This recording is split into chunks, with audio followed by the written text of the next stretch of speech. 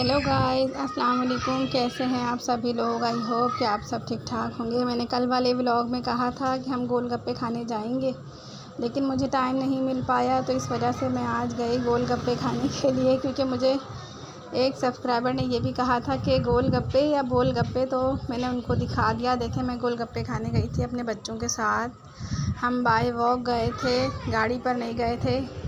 और हमारे जो है करीब ही है गोलगप्पे वाला, ज़्यादा दूर नहीं है, तकरीबन 10 मिनट के फासले पर है। तो हम लोग पैदल चले गए थे। मैं अपने छोटे बेटे के साथ गई थी, अपनी बेटी को लेकर गई थी। हमें बहुत मज़ा आया। हम लोग जो है ना वहाँ जाकर बैठे, मेरी बच्ची ने बहुत तफरी की और हम लोगों ने बहुत इंजॉय भी करा। गोलगप्पे खाए। ये हमारे कोरंगी 2 नंबर के मशहूर गोलगप्पे हैं और यहाँ पर तकरीबन 3-4 एक साथ ही खड़े होते हैं। अभी आप लोग देख लेंगे।